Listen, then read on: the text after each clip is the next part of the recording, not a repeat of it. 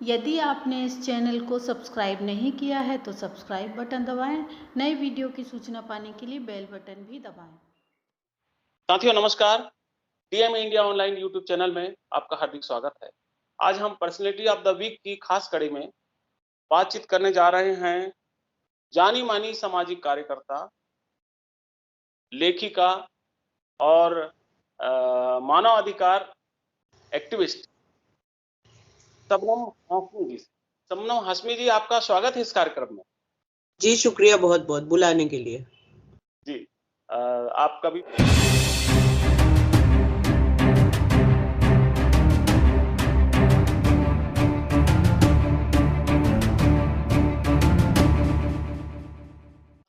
सबसे पहली मैं बात ये बताना चाहता हूँ कि इससे पहले हम बातचीत आगे बढ़ाएं कि शबनम हाशमी एक बहुत जाना माना नाम है पूरे भारत में। खास तौर पर मानवाधिकार को लेकर के उनका जो काम है और गुजरात में जो दंगे हुए उससे संबंधित लेकर के एडॉप्शन को लेकर के, फिर अनहद उनकी जो संस्था है उस पर लेकर के वो बहुत बड़ा काम कर रही हैं।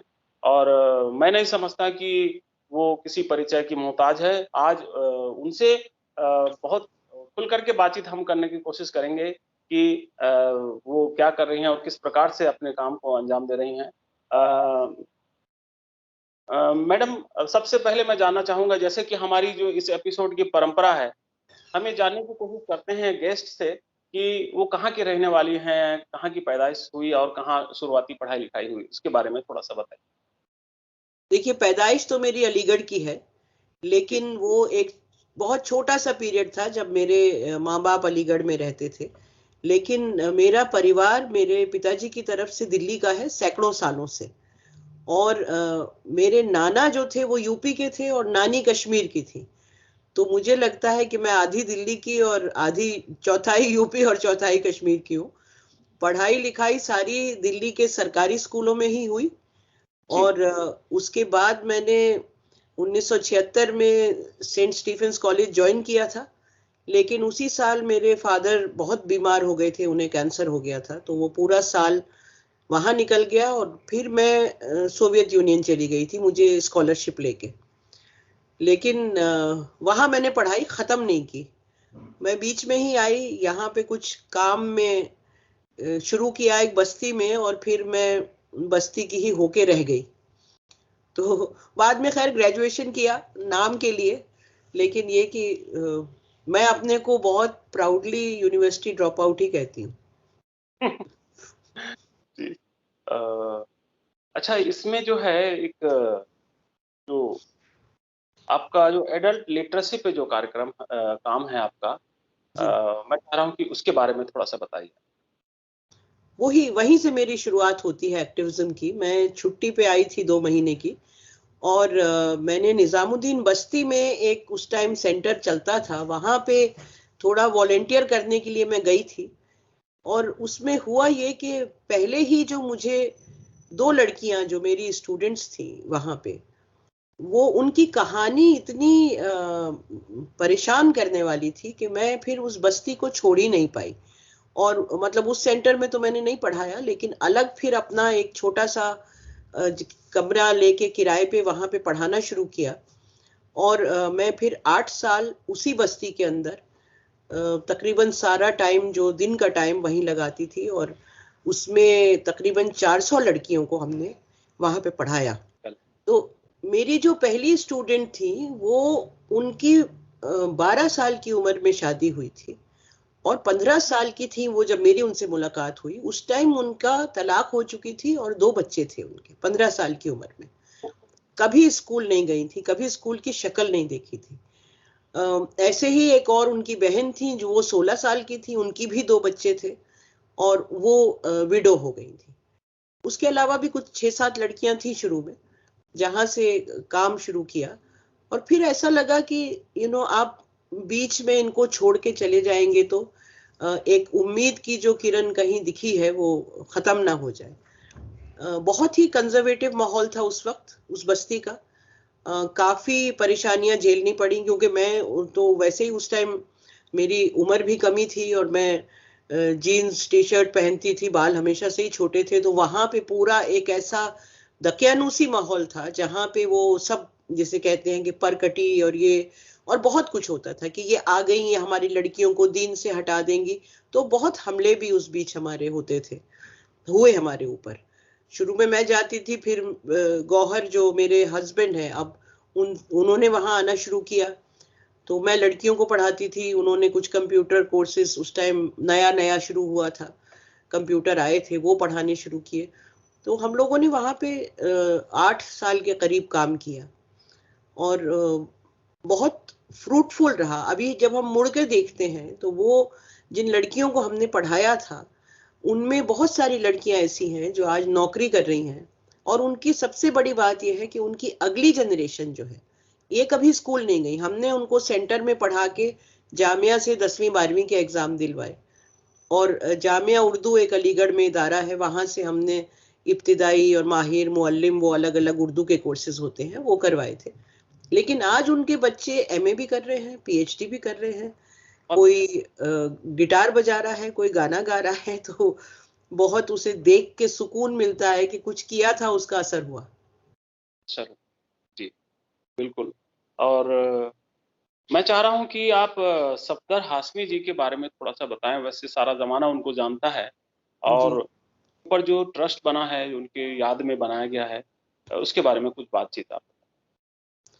सफदर मुझसे बड़े थे भाई, मुझसे 2.5 साल बड़े थे। हम 5 भाई बहन थे, अब 4 हैं। बाकी मतलब सबसे छोटी मैं थी, फिर सफदर, फिर बाकी और 3 भाई बहन। सफदर को बचपन से ही बहुत ज्यादा, जिसे कहते हैं ना, उनका जो पूरा टेम्परामेंट था वो बहुत ही प्लेजेंट टेम्परामेंट था। वो घर में सबको हंसाना, बातचीत करना उस तरह का था। बचपन में साथ खेलते थे, क्रिकेट का बड़ा शौक था। और फिर कॉलेज जाने के बाद उसका एंगेजमेंट हुआ, स्टूडेंट मूवमेंट से भी हुआ। शौक था। घर में हमारा पूरा बचपन से माहौल था।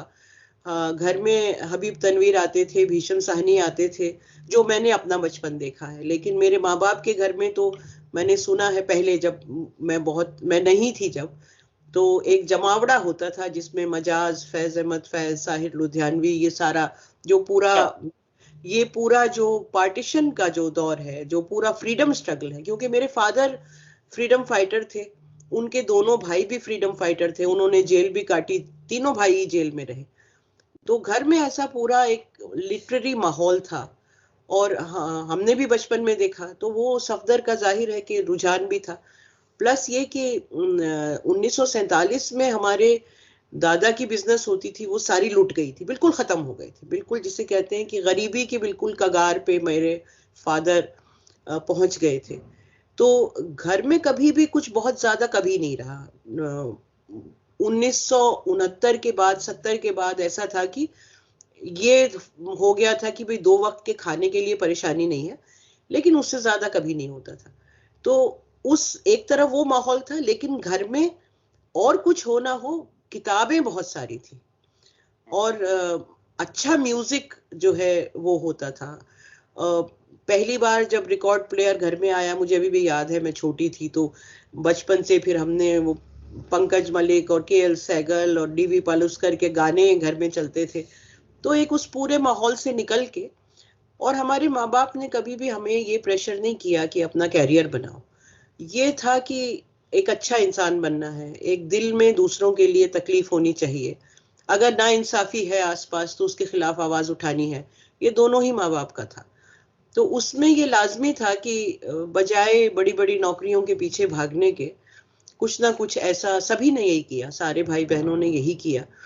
तो उसमें सफदर इन्वॉल्व हो गए, फिर थिएटर में, पहले इप्टा में इन्वॉल्व हुए, फिर उन्होंने अपना ग्रुप बनाया जन्नाट्य मंच से, जो स्ट्रीट थिएटर करते रहे, प्रोसीनियम भी किया, स्ट्रीट भी किया। और ये सब जानते हैं कि 1 जनवरी 1989 को गाजियाबाद में, झंडापुर में वो उनका ग्रुप परफॉर्म कर रहा था, जब हमला हुआ। और उसमें भागे वहां से लोग, लेकिन जिस जगह पे जो ऑफिस था सीआईटीयू का, जिन्होंने इनवाइट किया था, उसका दरवाजा भी वीक था, दीवारें भी नहीं थी। तो सफदर उस दरवाजे को पकड़े खड़े रहे जब तक बाकी लोग कूद के भाग ना गए।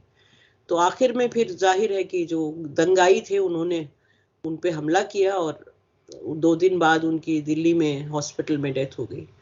तो सफदर की याद में फिर पूरे हिंदुस्तान के आर्टिस्ट इंटेलेक्चुअल्स ने मिल के सहमत बनाया। और हालांकि मैं उस टाइम निजामुद्दीन में काम कर रही थी और बहुत डीपली एंगेज थी उस काम में, लेकिन सफदर असल में एक थिएटर रेपेटरी बनाना चाहते थे। और वो हमेशा उन्होंने मुझसे कहा कि जब मैं बनाऊंगा तो चलाना तुम, मतलब ऑर्गेनाइजेशनली, क्रिएटिवली नहीं। मैं कभी थिएटर में नहीं रही, लेकिन वो ये समझते थे कि मैं एक अच्छी ऑर्गेनाइजर हूँ। तो फिर उनकी डेथ के बाद सारे आर्टिस्ट वगैरह ने जिन्होंने बनाई थी, उन्होंने मुझे कहा कि सहमत में जो पूरा ऑर्गेनाइजेशन का उसका काम है वो देख रेख करने को।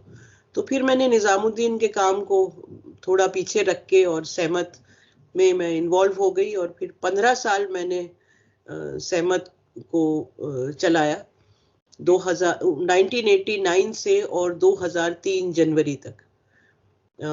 उसके बाद मैंने सहमत को छोड़ा, और उसकी वजह ये थी कि मैं जब 2002 में जब गुजरात में राइट्स हुए और मैं वहां पे गई, और जो कुछ मैंने वहां देखा, जितनी नफरत, जिस तरह का वायलेंस वहां हुआ था, खास तौर से औरतों के साथ, तो मुझे लगा कि सिर्फ दिल्ली में बैठ के और कलाकारों और बुद्धिजीवियों के साथ काम करके शायद ये जो लड़ाई है वो पूरी नहीं है। हालांकि वो काम भी बहुत जरूरी है, बहुत इम्पोर्टेंट था और बहुत कुछ किया सहमत ने। लेकिन उसके बाद फिर मैंने अनहद की शुरुआत की, और जिसका मकसद ये था कि हम नफरत की जो राजनीति है, जो सोच है, उससे हम खास तौर से नौजवानों को अलग कर सकें। तो फिर अनहद में हमने बहुत सारे ट्रेनिंग कैंप्स सेकुलरिज्म के, डेमोक्रेसी के ऊपर करने शुरू किए। बहुत काम है अनहद का, वो एक अलग कहानी है। इस तरह से 15 साल का सफर है, मतलब बहुत बहुत कुछ किया। लेकिन फिर जो सहमत जो संस्था है, और मतलब मैं सफदर हाशमी जी की बात कह रहा हूँ कि जो लोग प्रोग्रेसिव मूवमेंट को लेकर के नाटक कर रहे हैं, नुक्कड़ नाटक कर रहे हैं, उनके लिए वो निश्चित रूप से एक आइकॉन है। और मेरा ख्याल है कि जितना बड़ा उनका एक योगदान नाटक में रहा और जिस तरह की उन्होंने मिसाल पैदा की है, मिसाल दी है समाज को, वो बहुत ही महत्वपूर्ण है। और हम लोग काफी जुड़े रहे हैं नाट्य मंचों से। तो सफदर हाशमी की एक जो इज्जत है, जो एक नाम है, एक बहुत बड़ा नाम है। मैं समझता हूँ कि हमारे तमाम दर्शक जो हैं, जो इन सारी चीजों से जुड़े हुए हैं, वो समझ पाएंगे कि सफदर हाशमी जी का क्या योगदान है हमारे भारतीय समाज में। और मैं ये जानना चाह रहा हूँ कि जो सहमत जो संस्था है वो काम कर रही थी, इस बीच में अनहद जो है वो आपने शुरू किया। तो अनहद जो है, उस संस्था को शुरू करने के पीछे क्या मकसद था हमारा?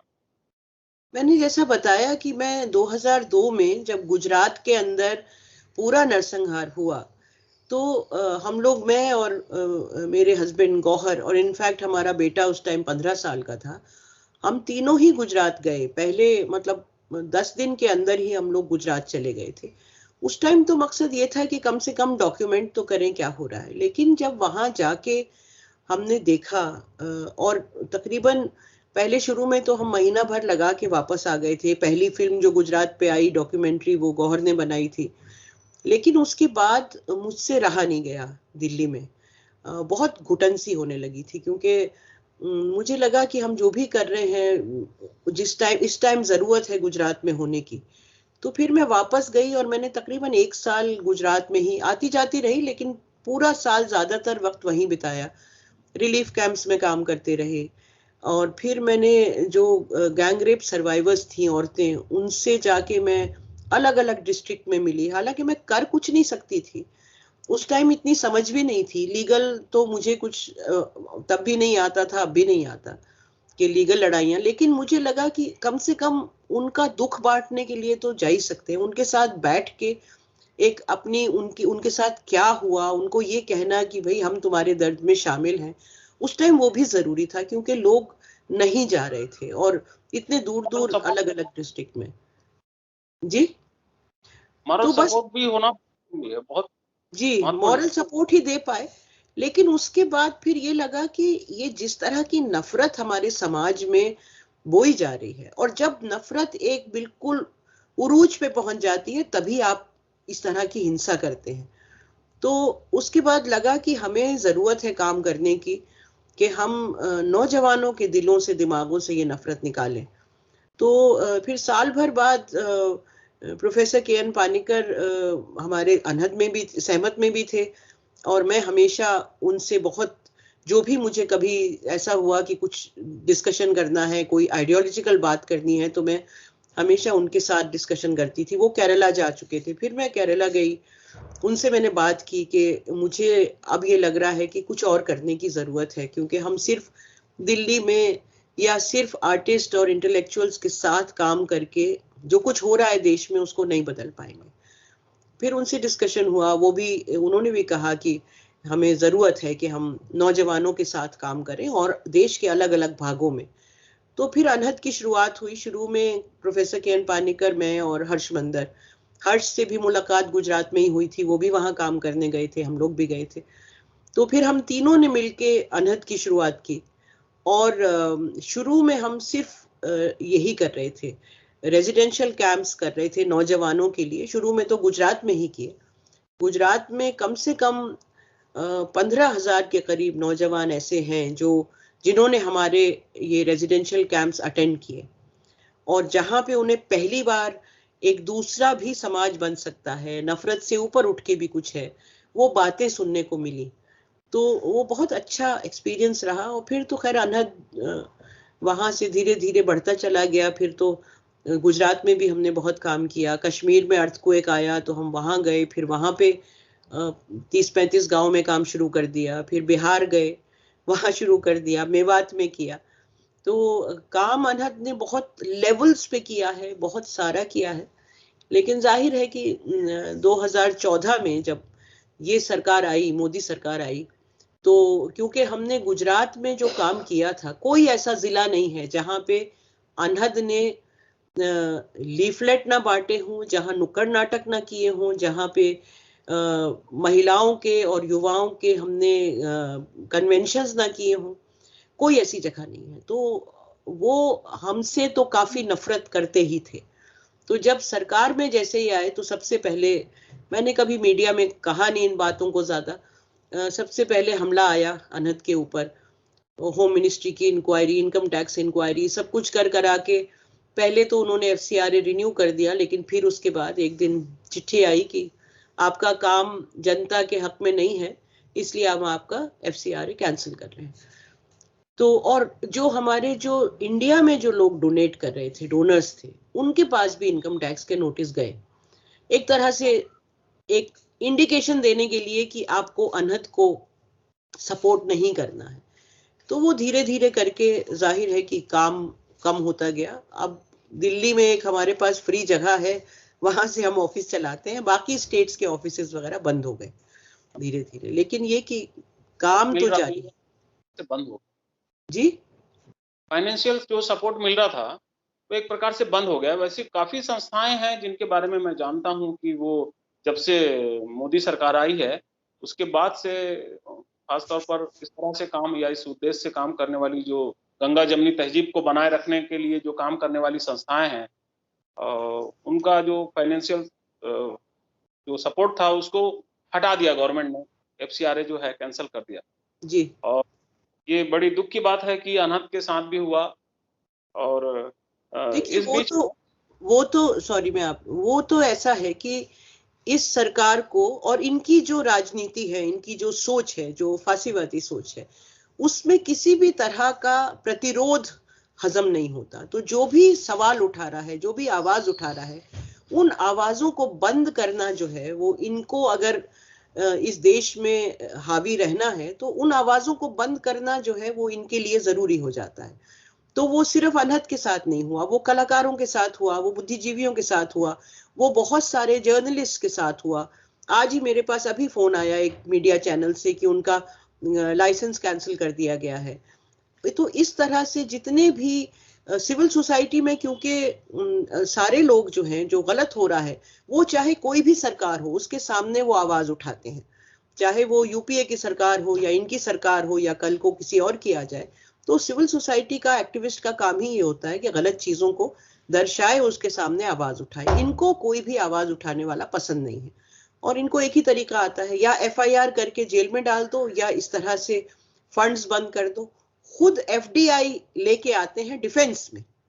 जी डिफेंस एक ऐसा जो हमारी देश की सिक्योरिटी का मामला है, उसमें ये फॉरेन फंड 100% ला रहे हैं, लेकिन जो फॉरेन फंड एनजीओस के पास आ रहा है, जो गरीबों के साथ काम कर रही हैं, उसको इन्होंने बंद कर दिया।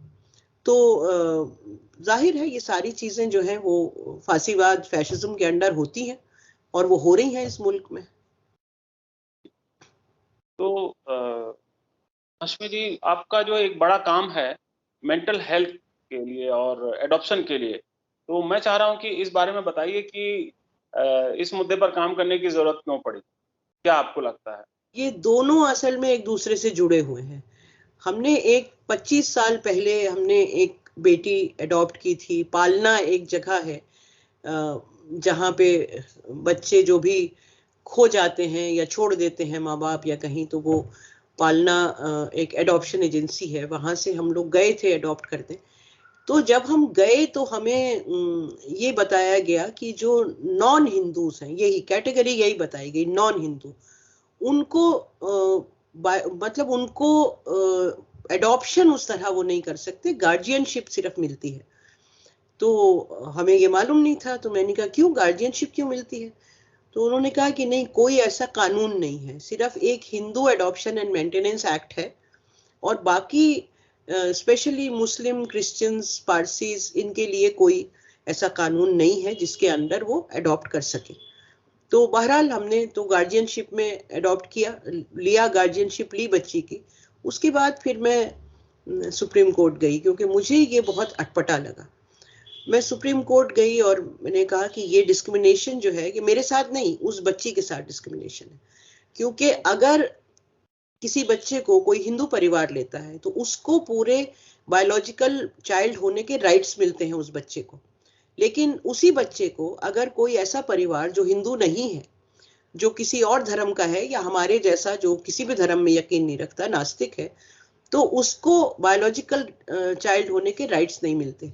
तो 9 साल ये सुप्रीम कोर्ट में केस चला और उसके बाद फिर सुप्रीम कोर्ट ने बहुत लैंडमार्क जजमेंट कहलाता है, ये जो जुवेनाइल जस्टिस एक्ट है उसका स्कोप बड़ा करके उसके अंदर ये अलाउ किया कि आप किसी भी धर्म के हों, कहीं से भी आते हों, आप एडॉप्शन कर सकते हैं। आपको एज नेचुरल पेरेंट्स राइट मिलेगा और बच्चे को एज नेचुरल चाइल्ड राइट्स मिलेंगे।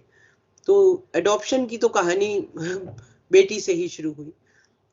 दूसरा ये कि ये देखा गया, मेरी बेटी को असल में मेंटल हेल्थ इश्यूज थे, अब भी हैं।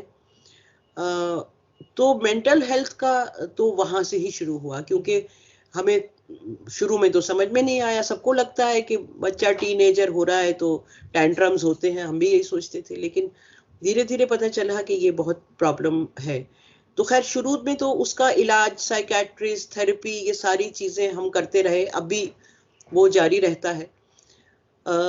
उस सारे के सारे जो जर्नी थी उसमें ये समझ आया कि मेंटल हेल्थ फैसिलिटीज का इस मुल्क में काफी बुरा हाल है। एक तो जो हैं अच्छी हैं वो बहुत महंगी हैं। दूसरा ये कि मेंटल हेल्थ को पूरे समाज में एक टैबू समझा जाता है और घरों के अंदर अगर किसी बच्चे को मेंटल हेल्थ इश्यूज हैं तो उसको ना तो पेरेंट्स समझने को तैयार है, ना समाज, ना बड़ा परिवार, और उस चक्कर में ज्यादातर बच्चे जो हैं वो बहुत परेशान रहते हैं, वो उनको रिकॉग्नाइज नहीं किया जाता।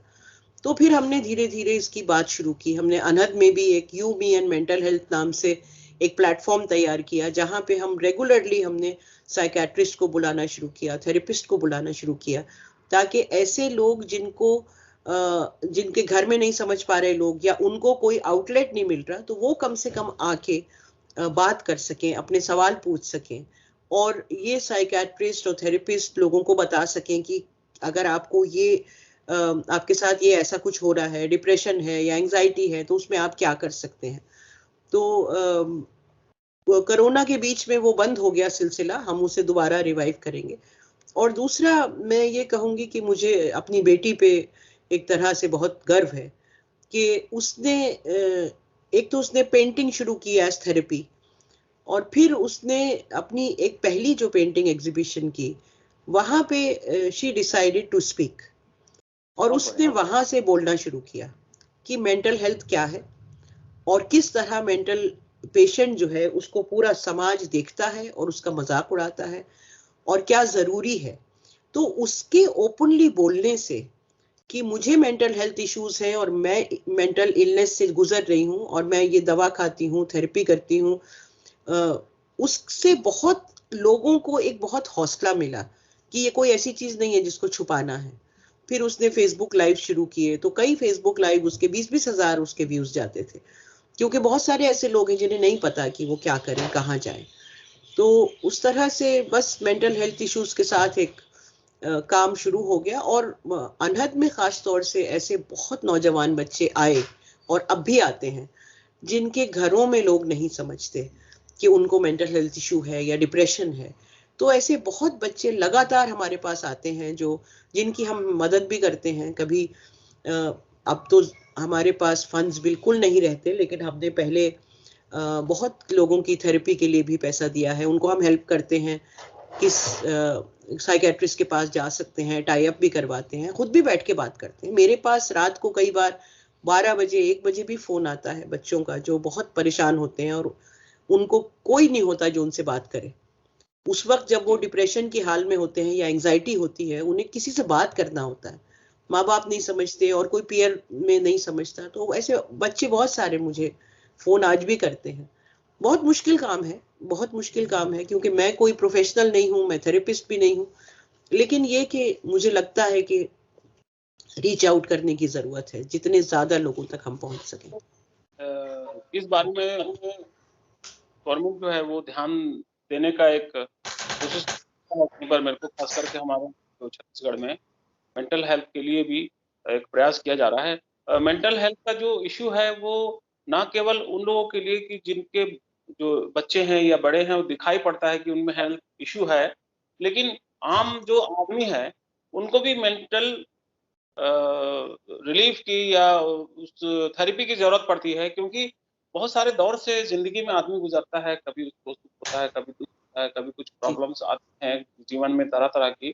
तो मेंटल जो तकलीफें हैं वो आती है, उसको एक बुराई की तरह या बीमारी की तरह हमारे समाजों में नहीं देखा जाता। इसीलिए क्या होता है कि इस तरह की प्रॉब्लम को एक मजाक के या हंसी उड़ाना, उसकी खिल्ली उड़ाना, इस प्रकार से किया जाता है। तो क्या अपन जो आम आदमी है उनके लिए भी इस तरह से कुछ किया जाता है, जो आम आदमी को जो प्रॉब्लम आती है एंजाइटीज की और डिप्रेशन की? देखिए, ऐसा है कि एंजाइटी थोड़ी बहुत तो सबको होती है। आपको कई बार ऐसा होता है कि आप बहुत उदास होते हैं, लेकिन मेंटल इशू है या नहीं है ये इससे डिसाइड होता है कि आप खुद से उससे बाहर आ पा रहे हैं या नहीं। ऐसा होता है, आप उदास होते हैं, कुछ हो गया उससे आप, लेकिन अगर आप उस उदासी से बाहर खुद आ जाते हैं 1 घंटा 2 घंटा बाद अगले दिन तक, तो इसका मतलब यह है कि एक नॉर्मल चीज है जो हर एक की जिंदगी में टेंशन है। लेकिन अगर वो उदासी जो है वो आपको नहीं छोड़ रही, अगर 2 दिन 4 दिन हफ्ता भर आप उससे बाहर नहीं आ पा रहे, इसका मतलब आपको मदद की जरूरत है। इसका मतलब फिर आपको एक प्रोफेशनल मदद की जरूरत है, क्योंकि असल में होता यह है कि हमारा जो पूरा ब्रेन है उसमें क्राइसिस से डील करने की कैपेसिटी एक जो इंसान बीमार नहीं है उसमें वो होती है। कई बार 10-10 मुसीबतें साथ आती हैं और आप डील कर पाते हैं क्योंकि आपका दिमाग आपका साथ दे रहा होता है। अगर दिमाग में वो कैपेसिटी नहीं है किसी वजह से, या केमिकल इम्बैलेंस है, कई बार होता है बॉडी में केमिकल इम्बैलेंस होता है, उसकी वजह से आप नहीं क्राइसिस में सॉल्व कर पाते, तो फिर जरूरी होता है कि आप एक प्रोफेशनल हेल्प लें और या तो थेरेपिस्ट या साइकेट्रिस्ट के पास जाएं। बहुत सारे हॉस्पिटल्स में हैं ये।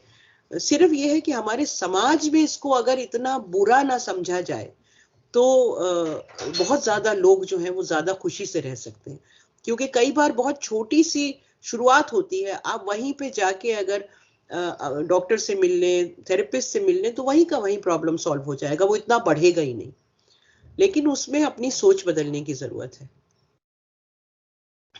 अभी जो वर्तमान में एक बड़ा एक इशू इस समय वायरल हो रहा है और टीवी में भी काफी डिस्कशन हो रहे हैं, सोशल मीडिया में भी तरह तरह के अपने पोस्ट लोग लिख रहे हैं हिजाब के बारे में।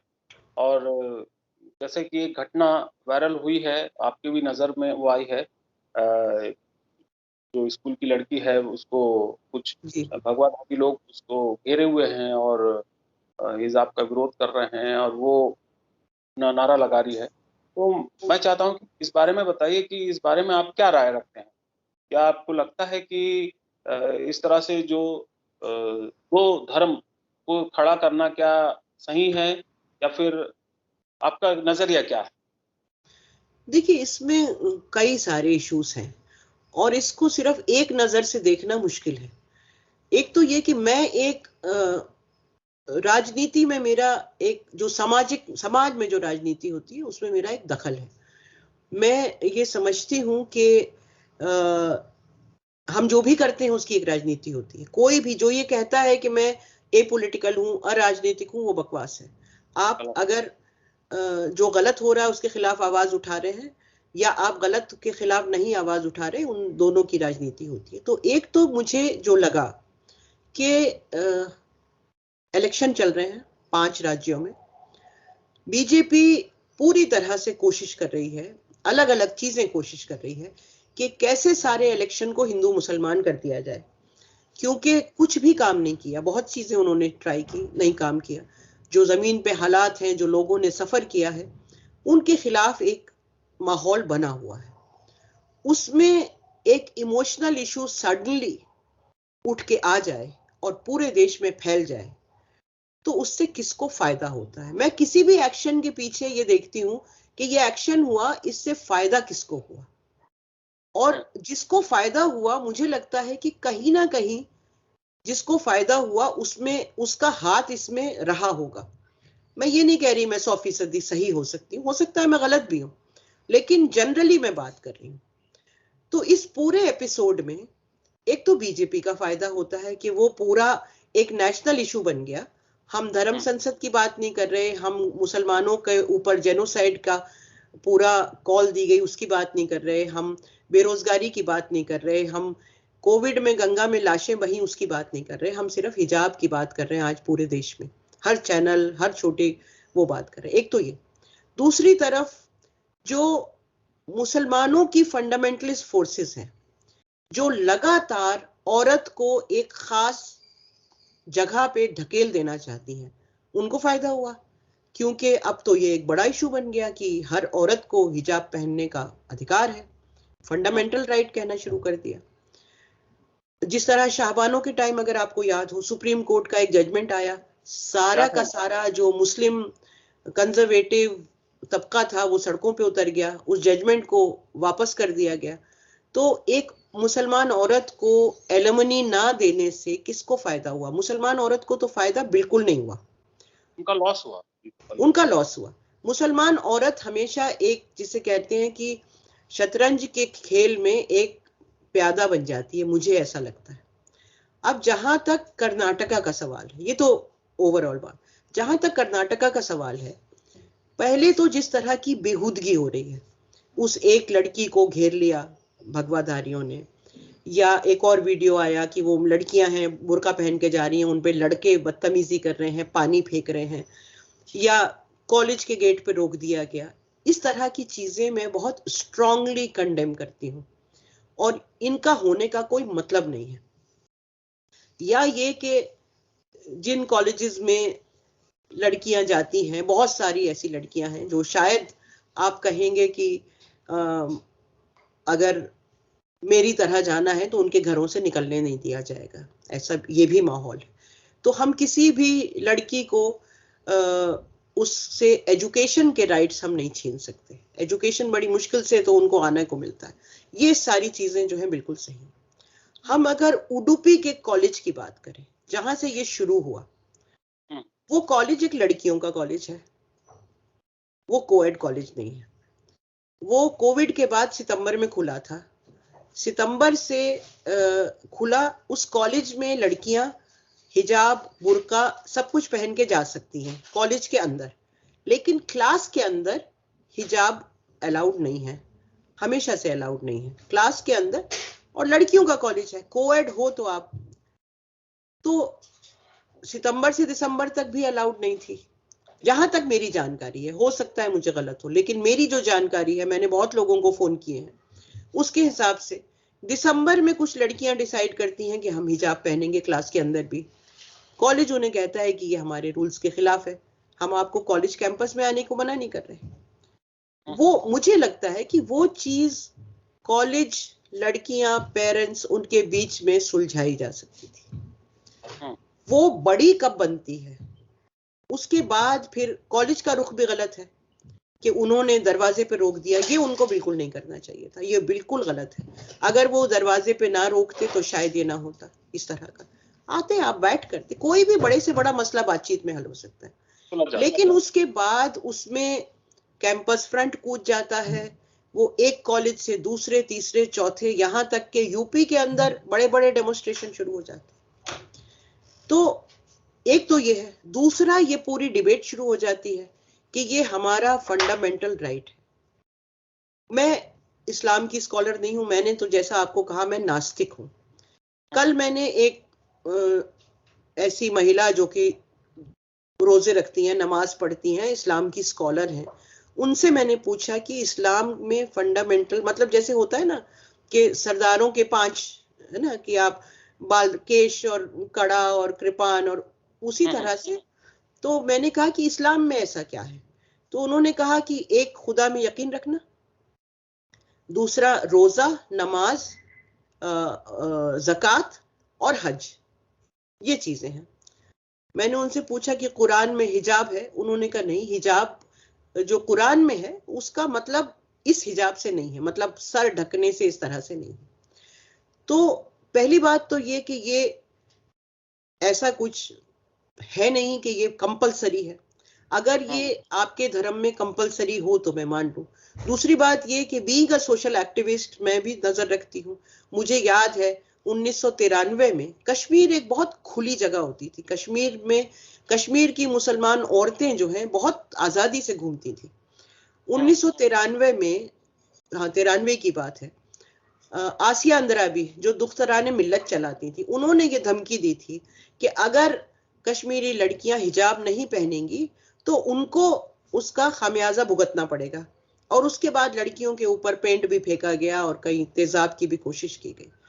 तो ये जो आज कह रहे हैं हम कि ये हमारा हक है, ये आपने कश्मीर में तो सबके सामने है कि जबरदस्ती पहनवाना शुरू किया हिजाब को, है ना। ये भी कह रहे हैं ये हमारा चॉइस है। बिल्कुल चॉइस हो सकता है, मैं ये नहीं कह रही चॉइस नहीं हो सकता। ऐसी लड़कियां हैं जिनके घरों में हिजाब नहीं पहनी जाती, लेकिन उन्होंने हिजाब पहननी शुरू कर दी, उनका चॉइस है, मैं ये मानने को तैयार हूं। लेकिन मैंने ये भी देखा है कि जो स्कूल हैं जो चलाए जा रहे हैं, माइनॉरिटी के जो स्कूल्स हैं, वहां पे तीसरी क्लास, चौथी क्लास, 5वीं क्लास, दूसरी क्लास की बच्चियां जो है सब हिजाब पहनती हैं। तो क्या ये आप अगर 5 साल की उम्र से, 6 साल की उम्र से लड़की को हिजाब पहना रहे हैं, तो उसके बाद जब वो 16-17 साल की होगी तो आप कहेंगे ये उसका अपना चॉइस है। ये कंडीशनिंग है, ये कंडीशनिंग है जो बरसों बरसों की जाती है लड़कियों की। और ये सिर्फ मामला हिजाब का नहीं है, ये मामला घूंघट का भी है, ये मामला सिंदूर का भी है, ये मामला और सारे जो रिलीजियस सिंबल्स हैं या पैट्रियार्कल जो चीजें जो लादी जाती हैं, ये उसकी एक सामाजिक कंडीशनिंग है। अब इस सारे परिपेक्ष में अगर हम ये प्रेजेंट मसला देखें तो इस पे सवाल तो खड़े होते हैं। मैं कम से कम आंख बंद करके ये कहने को तैयार नहीं हूं कि आई एम विद द हिजाब, आई एम नॉट। मैं ये नहीं कह रही कि जो पहनना चाहती है ना पहने, लेकिन मैं ये मानती हूं कि ये पूरी कंडीशनिंग करके एक लार्ज सेक्शन को पहनाया जाता है, और ये फॉर्मली कुरान इस्लाम का हिस्सा नहीं है। जी, बहुत ही विस्तार से और बहुत आपने इस बात को रखा है, और निश्चित रूप से मेरे ज्ञान में इसमें वृद्धि हुई है और हमारे दर्शकों के भी ज्ञान में वृद्धि हुई है इसको जान करके, सुन करके। तो अब मैं जाते-जाते एक आखिरी आपसे सवाल लेना चाहता हूं कि अब आपका जो आगे का क्या प्लान है? अनहद जो है आगे क्या प्लान कर रहा है कुछ करने के लिए? आपकी कुछ लिख रही हैं आप किताबें कुछ लाने वाली हैं? क्या आप आगे का क्या प्रोजेक्ट है? मैं ये जानना चाह रहा हूँ कि हमारे दर्शकों देखिए को। देखिए किताबें तो मैं लिखती नहीं, कोई बहुत पीछे लगता है, कभी कभार छोटा मोटा आर्टिकल लिख देती हूँ। एक तो टाइम भी नहीं मिलता, दूसरा सुकून चाहिए होता है एक लिखने के लिए। कम से कम मुझसे वो जो एक मैकेनिकली लोग लिख लेते हैं बैठ के, मुझसे नहीं लिखा जाता। मुझे कम से कम 4-5 दिन का सुकून चाहिए होता है। मैं लिखती तो मैं हुई नहीं बिल्कुल भी, सारा वक्त एक्टिविज्म में जाता है। एक तो ये कि अनहद बहुत छोटा रह गया है, अब हम 2-3 ही लोग हैं। उसके बावजूद एक तो हमने अभी खत्म किया री imagining India video lecture series, हमने 50 रिकॉर्ड किए हैं जो हमने सारे यूट्यूब पे डाले हैं। ज्यादातर काम हम ऑनलाइन कर रहे हैं। हम रेगुलरली हमने अभी एक ऑनलाइन सीरीज शुरू की है, कल से ही की है लेक्चर सीरीज, हमारी साझी विरासत। तो हम जो सदियों से इकट्ठे आते रहे हैं, हमारा म्यूजिक क्या है, हमारा आर्किटेक्चर, हमारी लैंग्वेज। कल जैसे डॉक्टर गणेश देवी और मदन गोपाल सिंह ने लेक्चर दिया था, तो ये हम हर महीना एक हम करेंगे। बाकी अनहद में रेगुलरली इतनी सारी चीजें होती हैं, जैसा मैंने बताया कि मेंटल हेल्थ पे लगातार लोग आते हैं हमारे पास। बहुत सारे लोग ऐसे आते हैं जो महिलाएं, जो डोमेस्टिक वायलेंस के जिनके केसेस होते हैं, तो उसमें काफी सारा वक्त जाता है। लेकिन ऑनलाइन हम लगातार डेमोक्रेसी सेकुलरिज्म को बचाने के लिए वर्कशॉप्स, इस तरह के वेबिनार्स हम करते रहते हैं। अभी हमारे पास फाइनेंशियली वो हालात नहीं है कि हम जैसे पहले पूरे निकल जाते थे। हमने पूरे देश में कई बार ट्रैवल किया है।